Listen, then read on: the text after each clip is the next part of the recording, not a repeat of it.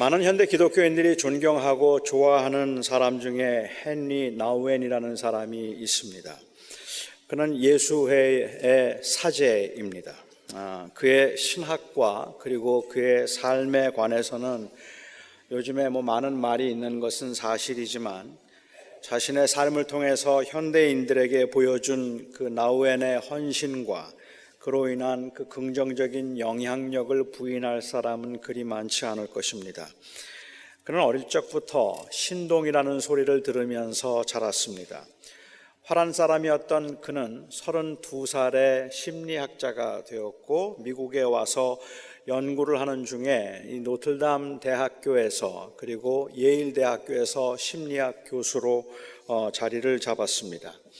그렇게 자리를 잡고 안정된 생활을 하던 그가 가난한 사람들을 섬기며 그들과 함께 살고 싶다는 마음이 들어서 교수직을 그만두고 남아메리카로 순방을 떠났습니다. 여러 곳을 다니다가 페루에 정착을 해서 6개월 동안 그 페루에 있는 난민들과 함께 살면서 하나님의 소명을 찾았는데 거기에 하나님의 소명이 자신을 향한 하나님의 소명은 없다는 것을 발견하고 다시 미국으로 돌아왔습니다. 그리고 하버드 대학교 신학부의 교수로 이제 다시 임용이 되어서 강의를 하면서 쓴 몇 권의 책이 베스트셀러가 됐죠. 그렇게 책들이 잘 팔려나가고 이제 인기 있는 작가로 그 명성을 구가하던 중에 그는 갑자기 학교를 그만두었습니다. 그리고 캐나다 토론토에 있는 이 발달 장애인들의 공동체인 이 라르시라고 하는 곳에 들어가서 몇 명의 그 장애인들을 돌보면서 살았습니다. 그때 그 모든 자리를 그만두고 그 라르시 공동체에 그가 들어갔을 때 나이가 53살이었습니다. 그리고 그는 그곳에서 남은 여생을 장애인들을 위해서 장애인들과 함께 살다가 64세의 나이에 하나님의 부르심을 받고 세상을 떠났습니다. 부귀와 영화를 누릴 수 있고 그리고 안정된 삶의 절정에 이르렀다고 생각될 때 그는 그 모든 것들을 다 포기하고 다 버리고 몇 명의 장애인들과 함께 남은 생애를 보낸 것은 미친 짓이거나 아니면 정말로 존경받을 만한 일입니다. 처음에는 그의 그 결정과 또 그 행동을 비난하는 사람들도 제법 많았습니다. 그렇게 유능하고 그리고 그렇게 탁월한 사람이 몇 명의 장애인과 함께 살기 위해서 그 남은 생애를 바친다는 것은 인력 낭비라고 말하는 사람도 있었고 그것은 광신적 경건주의에 의한 영웅심에 불과할 뿐이라고 폄하하는 사람들도 많이 있었습니다. 그가 직접 그것을 고백하고 그것 때문에 괴로워했던 것이 아니라면 그의 마음속에 무엇이 있었는지 알지 못하면서 함부로 무슨 광신적 경건주의에 의한 영웅심이라느니 아니면 그런 것들은 인력 낭비에 불과하다느니 하는 그러한 이야기들은 참 함부로 할 이야기들은 아니겠다는 생각은 듭니다. 우리는 그런 비난은 하지 않겠지만 여기에 계신 대부분들은 그 나우엔의 생에 관한 이야기를 들으면서 그건 인력 낭비라든지 영웅심이라든지 이런 식의 비난은 하지 않겠지만 아마도 많은 분들의 마음속에 이런 생각은 있을지 모르겠어요. 훌륭한 사람이지. 하지만 그런 삶을 아무나 살 수 있나? 그건 성자들이나 하는 거지. 그 사람은 특별한 사람이니까 그렇게 살았던 거야 라는 생각은 아마 하실지 모르겠습니다. 특별한 사람의 특별한 삶이라는 생각으로 이런 사람들을 차별화하려고 합니다. 세상에 성자라 불리우는 사람들은 과연 어떤 사람들일까요? 저도 성자가 아니라서 성자의 마음 상태가 어떤 것인지는 제가 안다고 말할 수 없겠지만 성경이 가르치는 그 인간의 본성을 전제한다면 성자들이란 마음이 깨끗하고 욕심이 없는 사람들이 아니라 마음은 여전히 욕심이 있지만 그것을 절제하려고 끊임없이 애써온 사람들일 겁니다. 그것이 훈련에 의한 것이든 아니면 그것이 강력한 동기에 의한 것이든 그 마음속에 있는 욕망의 절제들이 대체로 가능했던 사람들, 이런 사람들을 성자라 부를 것 같습니다. 헨리 나우에는 그의 책에서 현대 기독교 지도자들이 빠지기 쉬운 세 가지 유혹에 관해서 이야기를 했습니다. 목사들이나 신부들 포함해서 지도자들이 빠지기 쉬운 세 가지 유혹. 첫 번째, be realistic, 현실적이 되어라. 그리고 멋있게 보여라. 세 번째, 힘이 역시 최고다. 아마도 그 유혹들은 자신이 경험한 유혹들이었을 것이라고 저는 짐작합니다. 단순히 그는 그런 유혹을 전혀 받지 않는 사람이기 때문에 지도자들이 그런 유혹에 빠질 수 있어서 경계하거나 경고하고 있는 것이 아니라 그가 이미 벌써 그런 유혹들을 마음속에서 계속 겪으며 갈등했기 때문에 이런 유혹들을 경계해야 된다는 말을 했을 겁니다. 그렇다면 그가 취한 행동도 성자라서 쉬웠던 것이 아니라 많은 갈등과 자신과의 싸움의 결과이고 그리고 또한 과정이라고 보아야 할 것입니다. 성자들도 이유 없이 뺨을 맞으면 화가 나고 모욕을 당하면 보복하고 싶은 충동을 느끼고 춥고 배고프면 따뜻한 그리고 편안한 숙식이 그리워질 겁니다. 만일 뺨을 맞아도 화가 나지 않고 모욕을 당해도 상대방이 마냥 사랑스럽기만 하고 안정된 숙소보다는 길거리에서 자는 게 훨씬 더 편하고 며칠씩 굶어도 허기를 별로 느끼지 않는다면 저는 그런 성자들을 존경하지 않겠습니다. 그들은 부러움의 대상이 될지는 모르지만 존경의 대상은 아닙니다. 로버트가 화를 내지 않는 것이나 알파고가 어떤 경우에도 감정이 흔들리지 않는 모습을 본다면 우리는 그런 모습들이 부럽기는 하지만 존경스럽지는 않으니까요. 우리가 성자라 불리는 사람들을 존경하는 이유는 그들이 천성적으로 그런 것들을 이길 수 있는 능력을 가진 사람들이라서가 아니라 그들이 추구하는 바른 삶을 위해서 당장의 욕망과 충동을 억제하는 데 최고의 본을 보였기 때문에 그럴 것입니다. 예수 그리스도의 은혜로 천국 백성이 된 하나님의 사람들이 소원하는 것이 있습니다. 그것은 바로 예수님을 본받고 예수님을 닮아가는 것입니다. 많은 그리스도인들이 예수님처럼 살고 싶다고 말하는데 제가 오늘 저 자신에게 그리고 여러분에게 한번 도전해보고 싶은, 아니 심각하게 도전해보고 싶은 것은 정말로 그 말이 진심일까 하는 것입니다. 우리는 정말 예수님처럼 살기 원할까요? 여러분은 정말 예수님을 닮고 싶으십니까? 저는 지금 여러분들에게 예수님을 닮을 수 있는 능력이 있느냐는 질문을 하는 것이 아니라 정말로 닮고 싶으냐는 의지를 묻고 싶은 겁니다. 아마 어떤 분들은 어차피 예수님을 따라 살 수 없다고 생각하고 그거는 성자들이나 하는 일이라고 생각해서 아예 예수님을 따라가는 삶을, 본받는 삶은 진작에 포기하셨을는지도 모릅니다.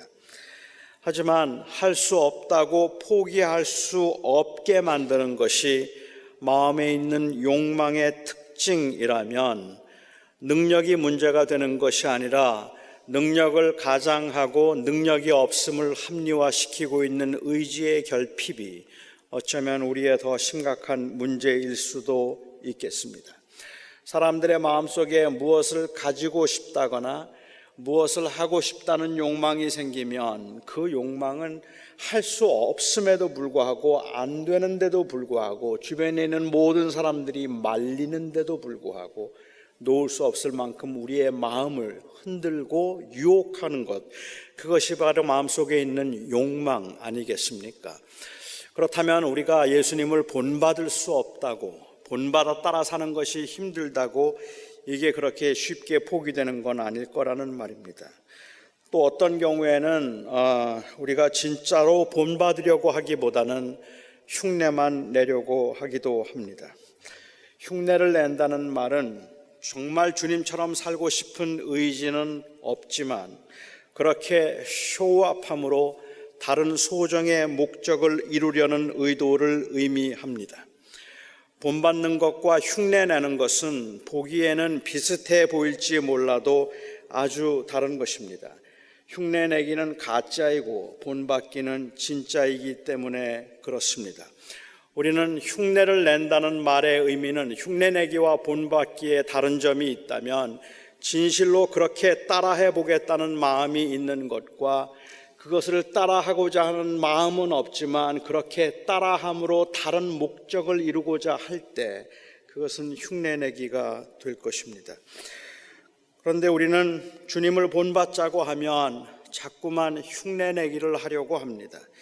주님께서 능력 행하신 것을 흉내내려고 하고 주님께서 이 땅에서 행하신 적이 한 번도 없었던 권력을 감히 행사하려고 합니다. 우리는 주님의 능력을 굉장히 많이 부러워하면서도 주님께서 가신 인내와 용서의 길은 가려고 하지 않는다는 말입니다.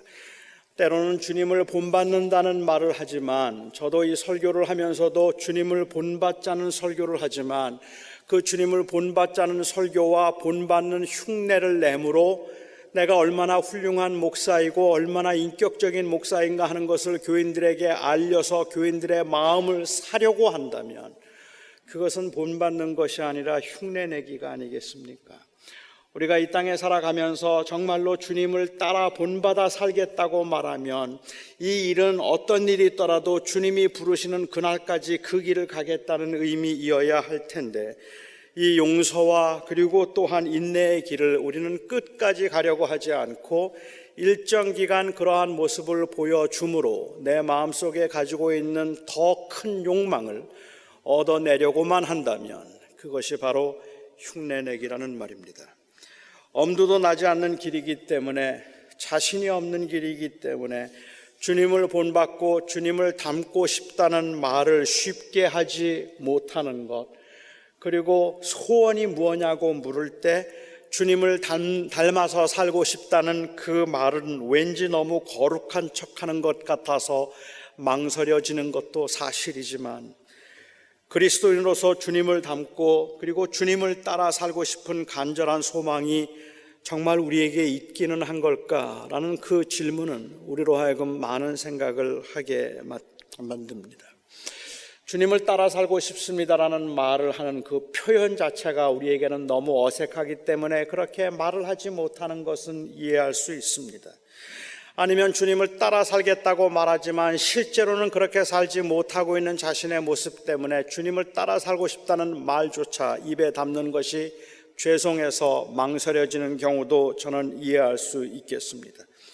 그런데 그 은혜로 이 세상에 그 어떤 것과 바꿀 수 없는 생명을 얻고 그런 생명을 주신 주님을 진심으로 사랑한다고 고백하여 예배하는 사람들이 주님을 원하심을 따라서 정말 살고 싶다는 그 소망을 품지 않는다면 그러면서도 역시 여전히 그리스도인임을 자처하는 그 마음의 정체는 도대체 무엇일까?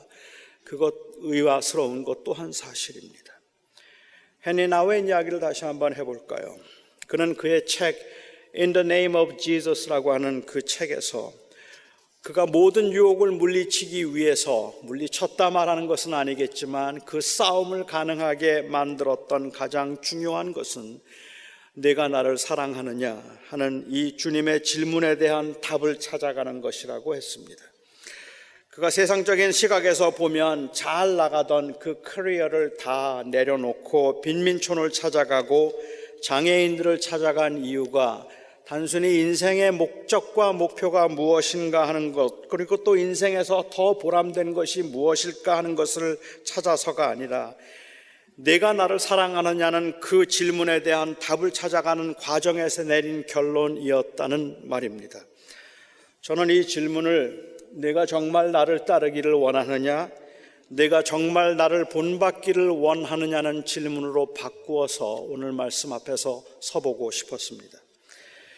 베드로 사도가 오늘 본문에서 권면하는 대상은 사환들입니다.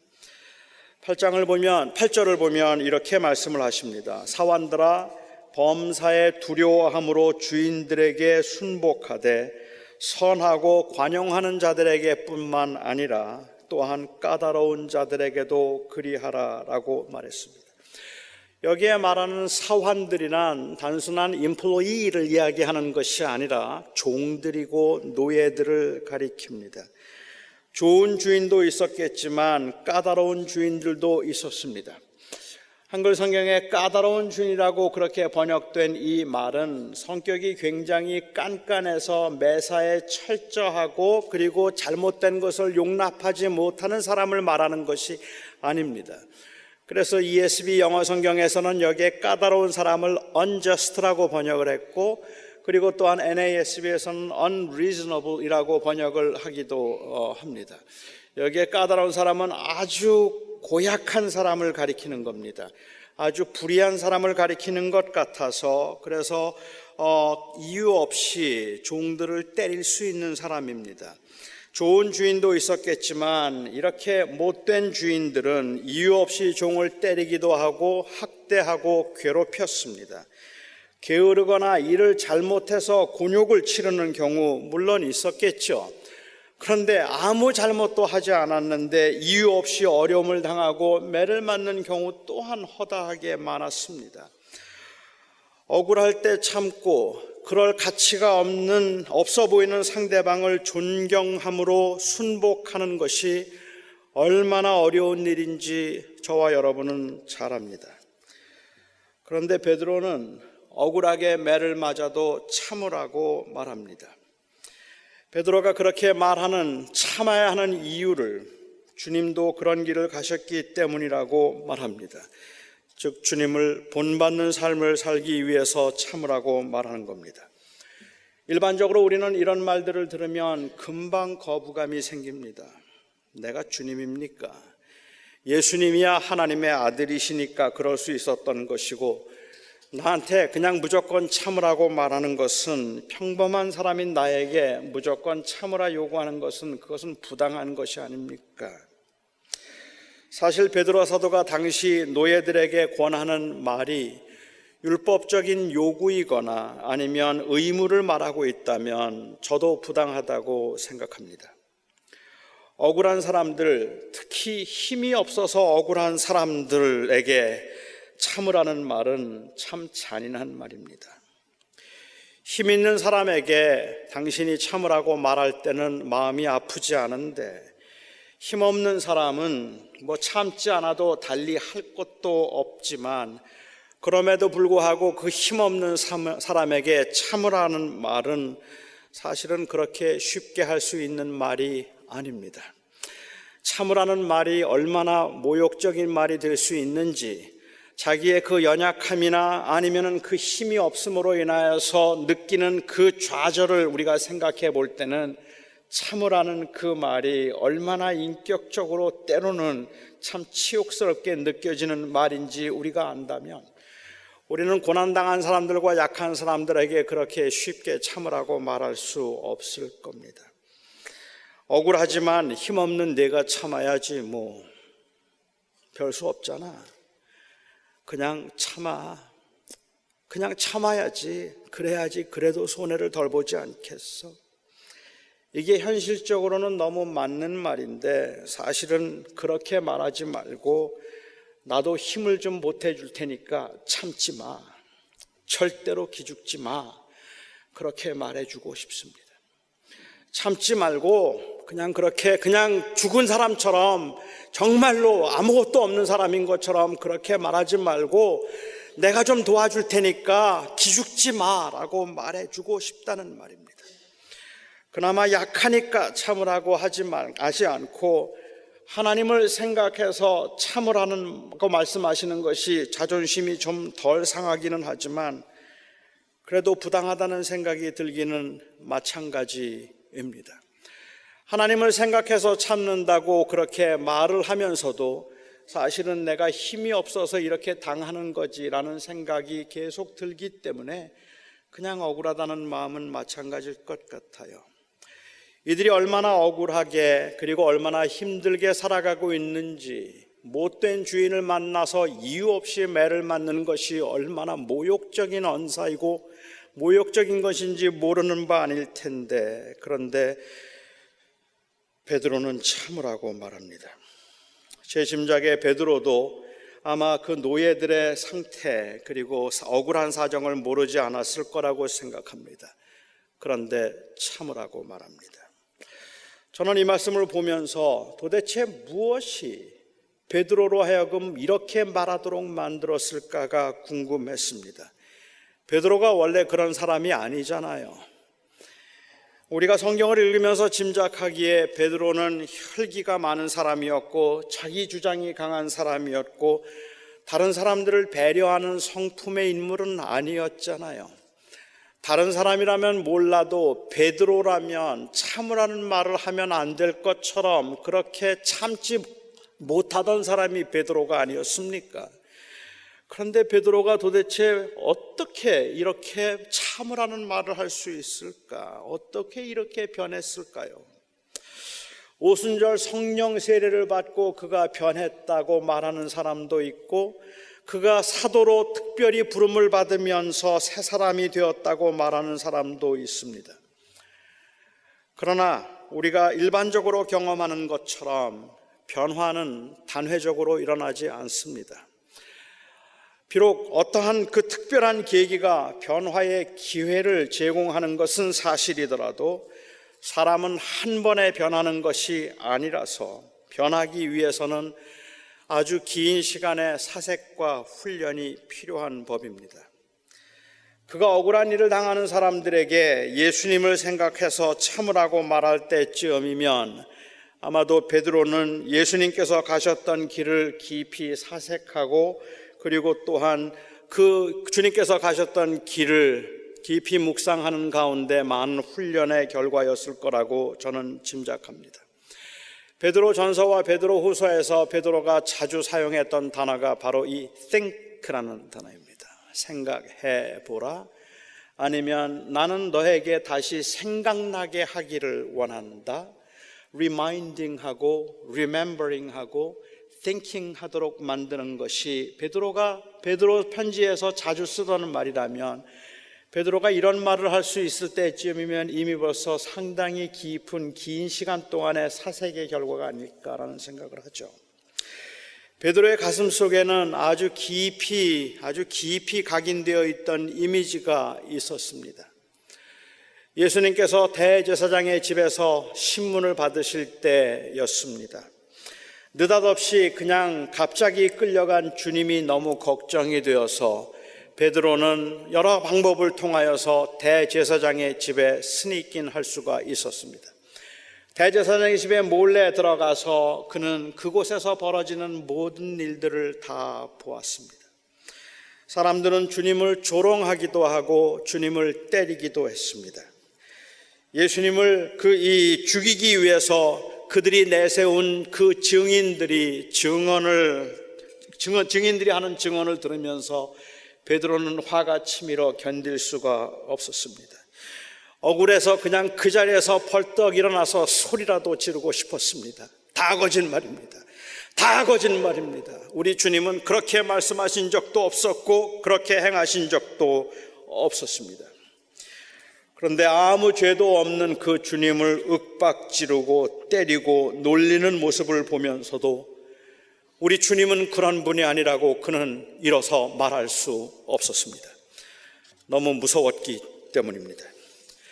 베드로를 알아본 사람들이 그도 주님과 함께 있던 사람 한편이라고 몰아세울 때 그는 저주를 하면서 그 자리를 떠나야 했습니다. 이게 약자의 서름입니다. 이것이 바로 약한 자들이 해야 되는 참음입니다. 나도 그런 일을 당할까봐, 나도 그러한 불의한 일을 당할까봐 차마 말을 하지 못하고 주님은 그런 말씀하신 적 없었고 주님은 그런 행동하신 적이 없어서 억울합니다, 너무 억울합니다라고 소리쳐 외치고 싶은데, 그런데 그 말을 할 수 없는 것이 바로 그래서 참아야 하고 그래서 그 울분을 삼키면서 그 자리를 떠나야 하는 것이 약자의 한계입니다. 예수님도 그리고 그 자신도 억울했지만 힘이 없으니 어떻게 해야 합니까? 한마디도 할 수 없었습니다. 그래서 참은 줄 알았습니다. 그래서 참은 줄 알았습니다. 그리고 나중에 베드로는 부활하신 주님을 만났습니다. 세상에, 그분은 만왕의 왕이셨습니다. 진실로 그는 하나님의 아들이었습니다. 그런데 참으셨던 것입니다. 자기는 힘이 없어서, 자기는 손해를 당할까 봐 그래서 말 한마디 하지 못하고 이를 악물고 나왔는데, 만왕의 왕이시며 만주의 주가 되시고 세상을 다스리시는, 통치하시는 참 하나님의 아들인 예수님이 그 자리에서 매를 맞으면서도, 그 자리에서 조롱을 당하면서도 참으셨습니다. 주님의 그 영광과 주님의 능력을 확인하고 난 후에 대사장의 집에서 억울하게 매를 맞고 그리고 수모를 당하면서도 참으셨던 주님의 그 모습이 베드로에게는 온몸이 전율하도록 감동으로 다가왔습니다. 그리고 그는 부활의 증인으로 살아가면서 고난 가운데 견디시며 십자가의 길을 가시고 영광스럽게 부활하신 그 주님처럼 살고 싶은 간절한 마음이 그 안에 생겼습니다. 그에게 복음을 위한 고난은 어설프게 흉내를 내므로 영광을 차지하자는 것이 아니라 꼭 그렇게 살고 싶은 감동적이고 아름다운 모습이었습니다. 그래서 그는 그 고난의 증인으로서 그의 가슴 깊은 곳에서 우러나오는 그가 목격한 현장에 대한 고백을 오늘 하고 있는 겁니다. 그는 죄를 범하지 아니하시고 그 입에 거짓이 없으시며 욕을 당하시되 맞대어 욕하지 아니하시고 고난을 당하시되 위협하지 아니하시고 오직 공의로 심판하시는 이에게 부탁하시며 친히 나무에 달려 그 몸으로 우리의 죄를 담당하셨으니 이는 우리로 하여금 죄에 대하여 죽고 의에 대하여 살게 하려 하심이라. 베드로는 단순히 교리적인 이야기를 하고 있는 것이 아니라 신성과 인성이 조화된 그 절묘한 조화 가운데 그 주님의 능력으로 주님께서 어떻게 고난을 참으실 수 있었는가, 그럼에도 불구하고 완전한 인간으로 어떻게 그 고난을 경험할 수 있었는가라는 교리적인 이야기를 하는 것이 아니라 그가 목격한 것을 이야기하고 있는 겁니다. 주님께서 억울하게 매를 맞고 수모당하는 모습을 보면서 그 무능함에 화가 치밀기도 하고, 그래도 3년 동안을 함께 했던 분이라 너무 안 되었다는 생각에 가슴이 메어질 만큼 불쌍하기도 했는데, 그가 그런 고난의 길을 가심으로 우리로 하여금 죄에 대하여 죽고 의에 대하여 살도록 하기 위함이었다는 것을 알고 나니까 죽음의 권세를 이기신 그 부활하신 주님의 모습을 직접 보고 나니까 이 주님의 사랑이 절절히 느껴지고 가슴에 벅차올라서 정말 주님 본받고 살고 싶다는 마음이 그 안에 있었단 말입니다. 주님이 십자가에 달리실 때 그 참으심이 힘없는 자, 약자의 한계라 여겼을 겁니다. 그런데 그것이 약자의 어쩔 수 없는 참음이 아니라 그의 백성을 향한 사랑이었음을 알게 되었습니다. 그래서 그는 주님처럼 살고 싶었습니다. 주님처럼 누군가를 위한 대속의 길을 가겠다는 말이 아닙니다. 주님처럼 남을 위해서 희생함으로 훌륭한 사람이 되어보겠다는 그러한 의지가 아닙니다. 그냥 주님의 사랑이 생각할수록 너무 고마워서 그 권능과 능력을 가지고 계심에도 불구하고 이유 없이 때리고 욕하는데도 참아내면서 그들을 사랑하신 그 사랑의 모습이 너무 고마워서 그의 영광과 권능을 생각할 때에 그 희생이 너무 아름다워서 그냥 그렇게 살고 싶다는 생각이 들었습니다. 그리고 그는 평생 사역을 하면서 주님의 고난을 묵상하고 사색했을 것입니다. 주님이 가신 길을 나도 가고 싶다는 것을 또 확인하고 또 다시 점검하고 다시 다짐할 때마다 그날 그가 목격했던 그 주님의 모습이 아마도 굉장히 깊이 각인되어 있었을 거라고 생각합니다. 저는 옛날에 참 혈기가 많았습니다. 보통 남자들이 대체로 다 이 욱하는 성격이 있다고들 하는데 저도 한 번씩 욱하면 참지를 못합니다. 그럴 때 친구들이 참으라고 하는 말과 그리고 어른들이 참으라고 하는 말은 무게가 좀 다릅니다. 친구들이 참으라는 말은 그것은 논리적 판단에 의해서 하는 말일 경우들이 많겠고, 어른들이 참으라고 말을 하는 것은 그렇게 혈기를 부리는 것이 결과적으로 훨씬 더 안 좋은 결과를 오게 되더라는 경험에서 비롯되는 것들입니다. 아직도 욱하는 혈기가 남아있기는 하지만 저는 이제는 젊을 때처럼 크게 실수를 한다든지 아니면 일을 크게 그르치지는 않습니다. 제가 그렇게 욱해서 치른 대가가 제법 되기 때문에 그렇습니다. 그런데 제가 요즘에 정말 후회되고 하나님께 죄송한 게 있습니다. 제가 억울함을 참아내는데 베드로 사도가 한 말을 기억함으로 참아본 적은 거의 없었다는 것입니다. 물론 화가 날 때는 아무것도 안 보이고 아무것도 생각이 나지 않습니다. 너무 잘 압니다. 그런데 그 충동적인 시간이 지나고 나면 주님이 떠올라야 하지 않습니까? 주님은 욕하지 않고 보복하지 않고 오히려 참으셨는데 라는 생각이 내 안에서 다시 회복되어야 하는데, 제법 긴 시간이 지나고 나서도 제 안에서는 그 주님의 고난이 떠오르지 않았습니다.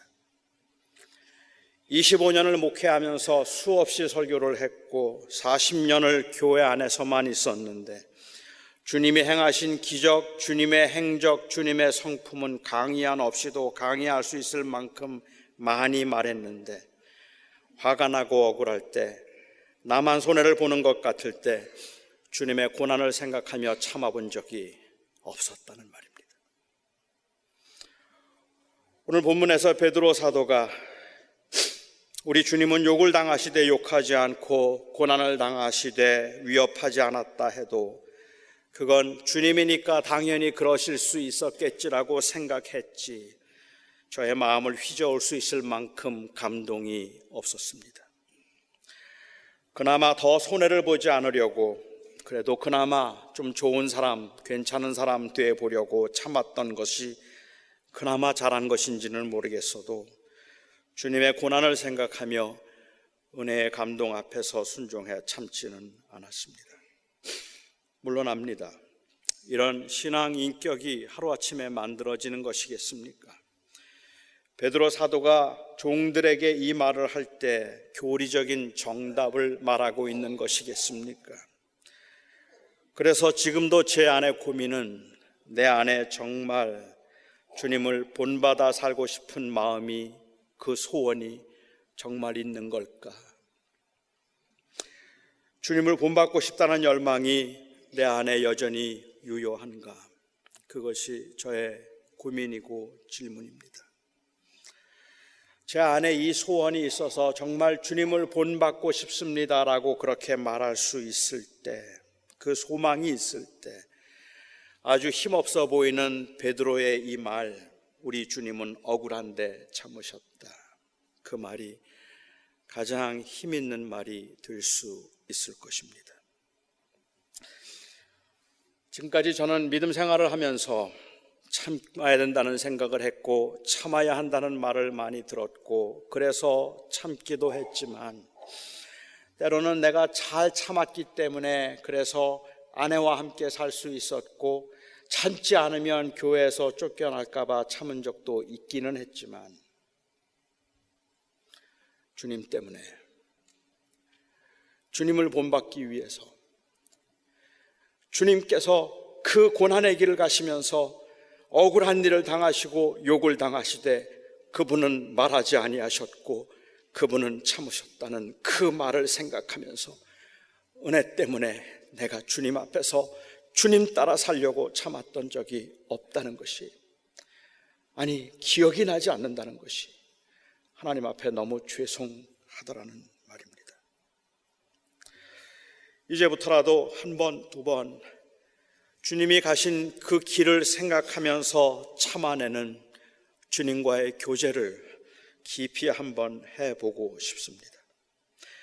베드로 사도가 그 노예들에게 했던 그 말이 그들의 현실에 얼마나 힘이 있었는지는 잘 모르겠습니다. 억울하게 매를 맞고 그리고 부당한 일을 당하고 교회를 찾아온 그에게 베드로가 주님을 생각하고 참으십시다라고 말해서 그 노예들이 얼마나 참아낼 수 있었는지, 견딜 수 있었는지 그건 잘 모르겠습니다.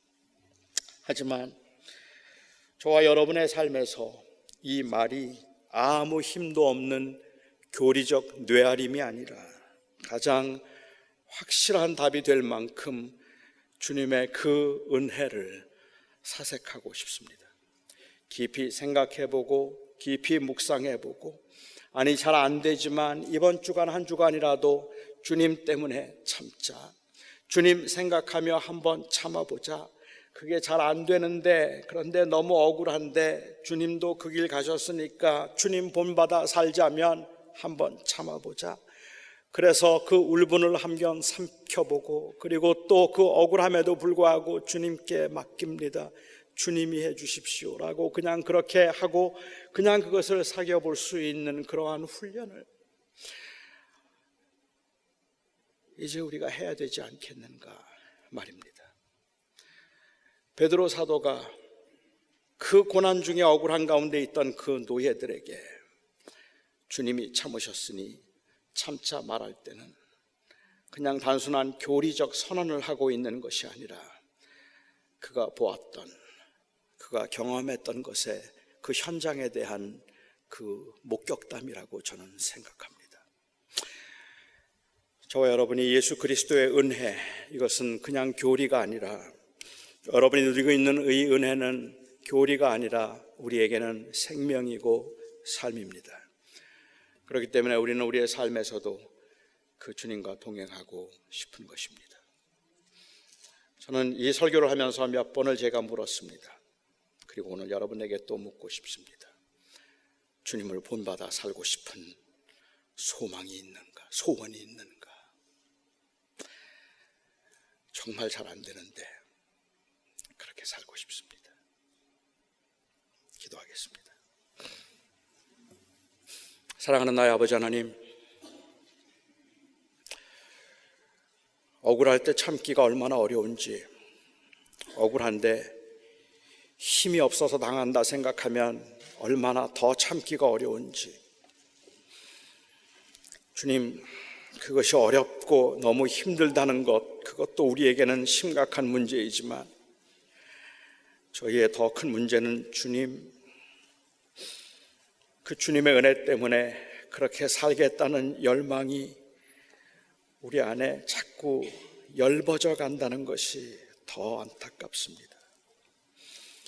사랑하는 나의 아버지 하나님, 우리가 이 세상에 살면서 경험하는 그 모든 유혹과 부당함과 억울함과 그리고 또한 그 모든 불편함 가운데 이번 한 주간 동안도 주님을 묵상할 수 있게 하여 주시옵소서. 예수님의 이름으로 기도합니다.